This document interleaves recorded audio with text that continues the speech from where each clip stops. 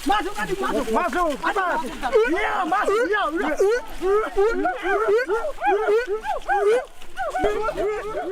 Kayu besi rawa sepanjang 17 meter ini disiapkan untuk membuat salib. Melihat panjangnya, timbul pertanyaan, siapakah yang akan disalib? Siapapun itu, pasti sesuatu yang lebih besar dari mereka. Tapi Frankie Woro, Casimilus Awe, dan warga suku Auyu di Papua Selatan ini tak akan melukai siapapun. Mereka memakai salib ini sebagai tanda perlawanan.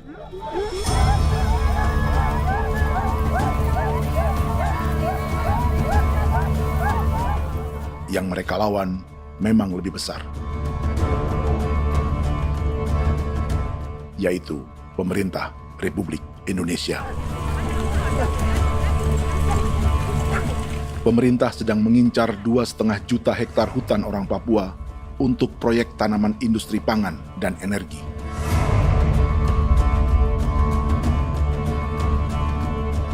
Ratusan kilometer dari salib orang-orang Auyu itu, orang Muyu sedang menyiapkan gerakannya sendiri. Tapi kali ini dalam bentuk sebuah pesta. Pesta yang disiapkan oleh marga Kimco Jinipjo selama 10 tahun.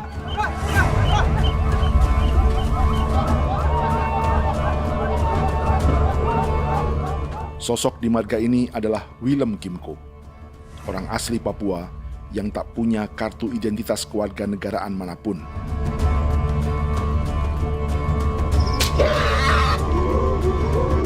Pesta adat ini sudah cukup langka. Tak hanya di Papua, bahkan di kawasan Pasifik dan peradaban Melanesia. Awalnya bayarnya kalau bukan itu nih aja aku dekere bipnuka dan kita ya kati ko beren baran dipo. Kami mengambil ko kuning.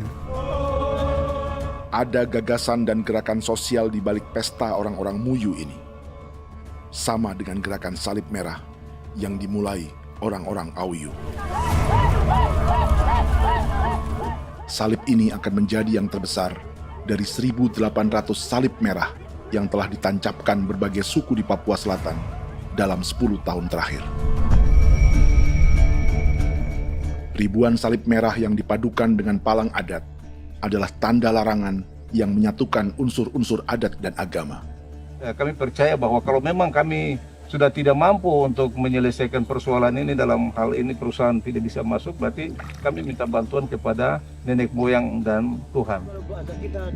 Atribut perang orang Auyu ini diukir atau dilukis, digambar di batang salib ini dengan tujuan bahwa kami larang dengan sangat keras. Jadi apabila siapapun baik dari antara kita sendiri yang melanggar batas ataupun pihak lain yang mau mengganggu keselamatan hak tanah adat kami, maka kami siap untuk melakukan ancaman perang.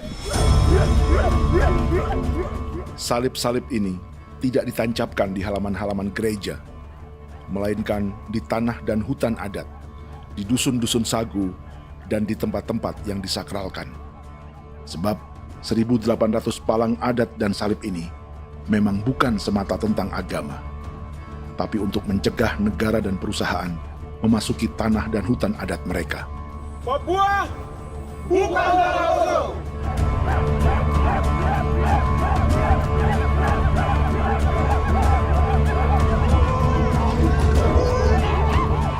Di zaman TikTok ini, kami ingin menceritakan semua ini lewat film yang pendek.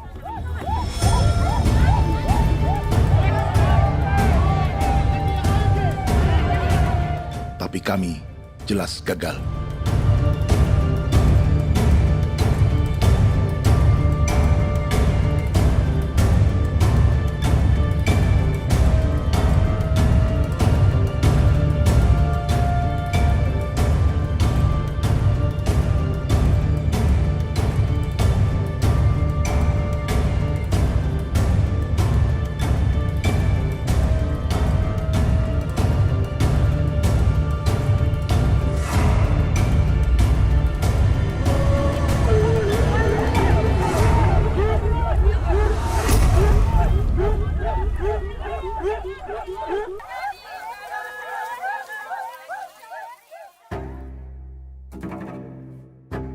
Di planet ini, ada 5 pemilik hutan hujan tropis terluas yang tersisa.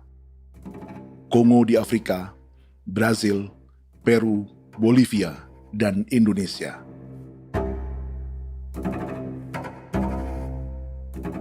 Di Indonesia, satu-satunya pulau yang hutannya masih terjaga adalah Papua, pulau terbesar kedua di dunia setelah Greenland. Lewat sejarah kolonialisme yang panjang, pulau ini kini dikuasai 2 negara. Bagian barat oleh Indonesia yang juga dikenal sebagai West Papua, dan bagian timur menjadi Papua Nugini. Dan tepat di perbatasan ini, di bagian Indonesia, sedang terjadi proyek pemusnahan hutan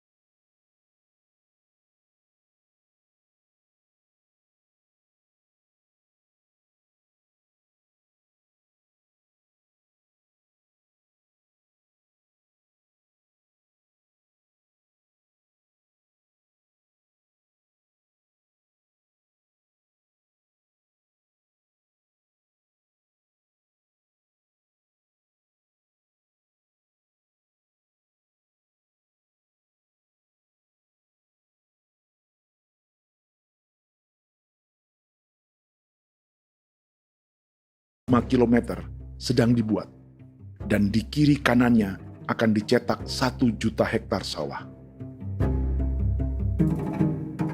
Mereka sulit menolak atau melawan. Salib sudah digeser, masih datang lagi dengan senjatanya mereka nih. Karena proyek ini juga dijaga tentara. Macam-macam senjatanya.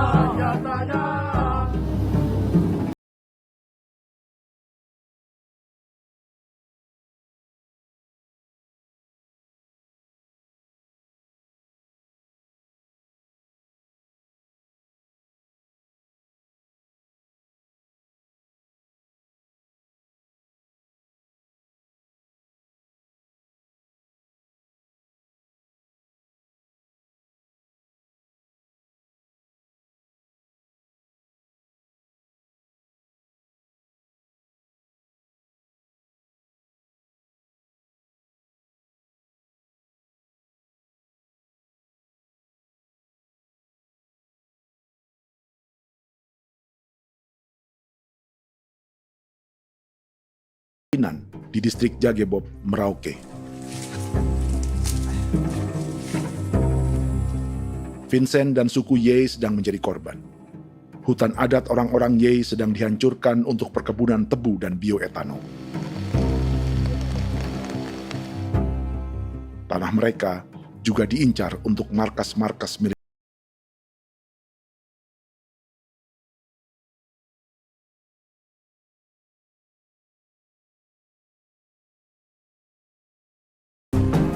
Yang keempat adalah Frankie Woro dari suku Auyu di distrik Fofi, Kabupaten Bovendigul.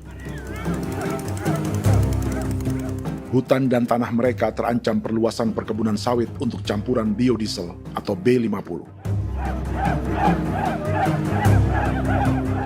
Orang-orang dari suku Auyu ini adalah calon korban. Merekalah salah satu pelopor gerakan Palang Adat dan Salib Merah. Meski kadang berseberangan dengan gereja yang mereka anggap lebih mendukung pemerintah dan perusahaan. Mereka bahkan sedang merencanakan gerakan yang lebih besar, dengan salib yang lebih besar,